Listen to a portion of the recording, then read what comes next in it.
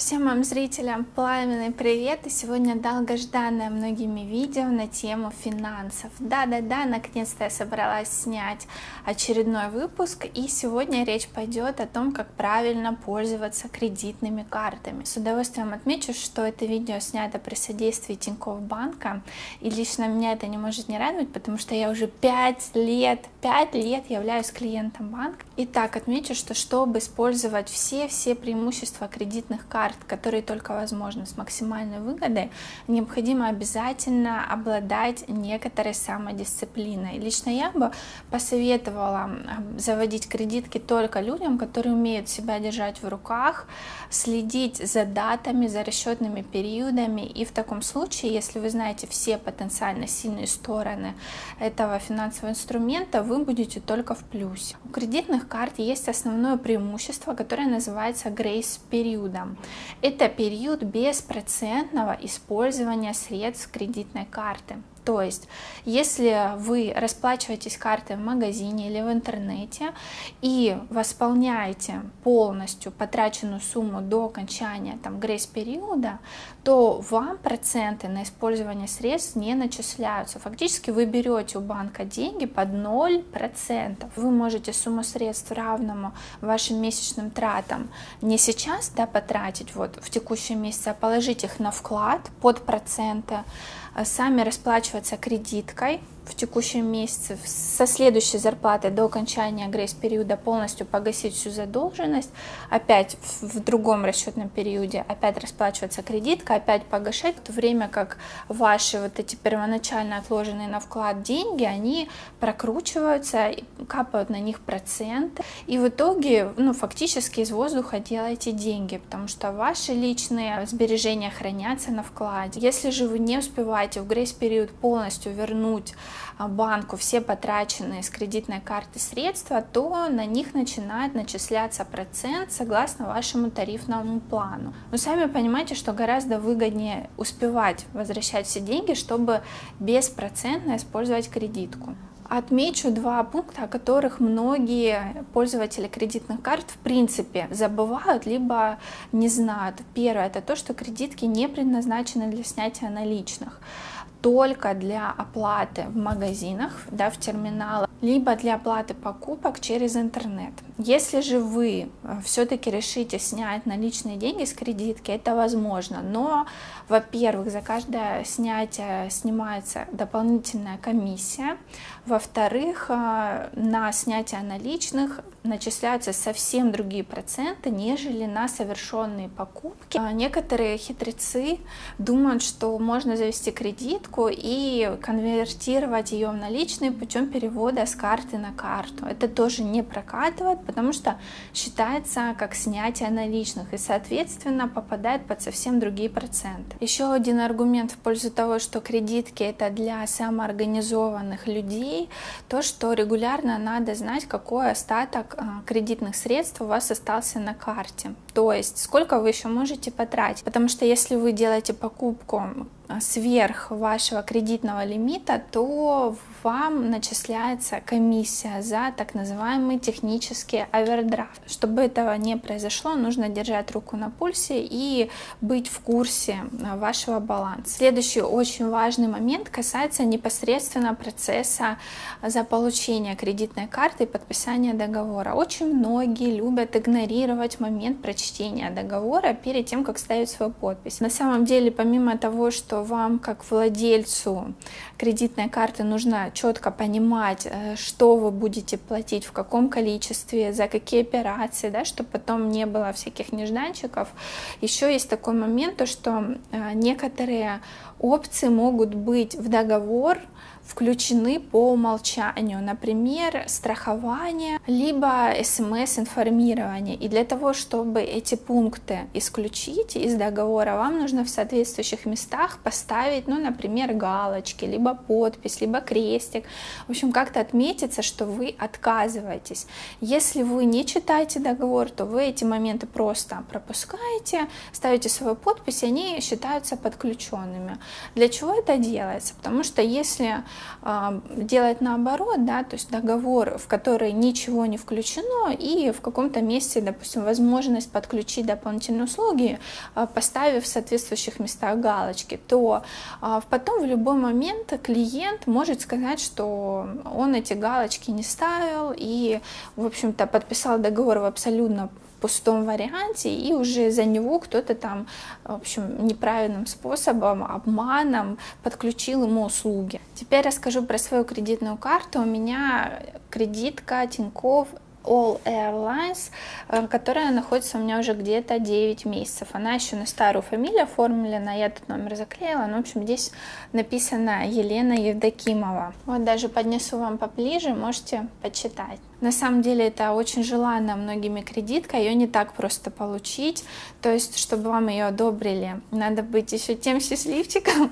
Вот, и я на портале Банки.ру регулярно читаю жалобные отзывы людей, которым отказали в выдаче, но вот мне повезло, и она мне досталась. В чем ее основные преимущества? У нее грейс-период достигает 55 дней. Второй огромный плюс этой карты — это то, что все совершенные покупки по кредитке возвращаются милями. 2% милями возвращается на все покупки, 3% на покупки авиабилетов и 1% на покупки в мобильном и интернет-банке. Что значит возврат миль? За все покупки в указанных процентах начисляются эти мили, которые потом можно потратить на приобретение авиабилетов. Накопленные мили можно тратить на абсолютно любые билеты, абсолютно любых авиакомпаний, покупать эти билеты на абсолютно любых сайтах. То есть здесь ограничений нет, как очень часто бывает в похожих бонусных программах, что вы можете покупать билеты только одной конкретной авиакомпании, еще деньгами оплачивать, например,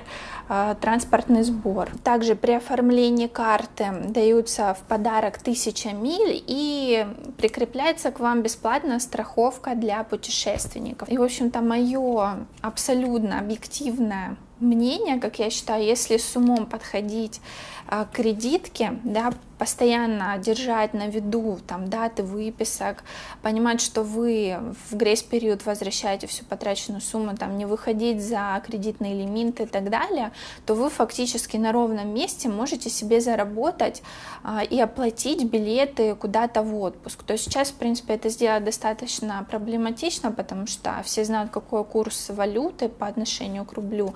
Ну вот в данном случае это происходит абсолютно естественно, потому что ничего не надо делать специально. Все тратят деньги в магазинах, да, покупают продукты. И лично я уже очень давно не расплачиваюсь наличкой. И исключительно, когда там забыла карту, либо тогда, когда нет терминала. Во всех остальных случаях я всегда стараюсь, да, это пускай не какие-то огромные деньги, но вот, знаете, капелька капельки, курочка по зернышку клюет. Я уже говорила, что очень важно следить за сроками платежей по кредитной карте, за тем, чтобы постоянно понимать, какой у вас баланс. Так вот, у Тинькофф банка реализовано несколько способов очень просто это делать. Есть очень-очень удобные мобильные приложения и интернет-банк. Также в обоих этих продуктах есть чат, где вы можете сразу же спросить у сотрудника интересующий вопрос, да, что-то уточнить, и вам в режиме реального времени отвечают. И можно также прозвонить в банк по бесплатному по всей России номеру, и по моему опыту время ожидания ответа специалиста у меня было максимум, вот не вру, секунд 10. То есть никаких вообще вариантов, как с достаточно крупными банками, да, когда до 40 минут я вешу на телефоне. Да, и у меня, кстати, помимо кредитной карты есть еще вот такая вот черная дебетовая, это у меня уже вторая. У нее есть свои плюсы, да, это не кредитная карта, то есть я расплачиваюсь деньгами, которые я заранее сюда внесла. Из плюсов этой карты то, что на все деньги, которые я на ней храню, начисляется до 7% годовых. То есть в кошельке мои наличные лежат бесплатно, никто мне за них не доплачивает. Если я храню деньги на карте, то, в принципе, это то же самое, что хранить их на вкладе в банке. Соответственно, я не понимаю тех карт, которые используют ваши деньги бесплатно. Еще очень много таких банков. Большинство зарплатных карт бесплатно пользуются вашими средствами. У меня тоже есть зарплатная карта, куда приходит зарплата, и там, в общем-то, 0 процентов банк платит за то, что фактически на его счетах постоянно находятся деньги сотрудников. Я всегда стараюсь оттуда снять и положить на карту, где начисляется мне за хранение средств процент. Во-вторых, здесь также есть бонусы за оплату покупок картой.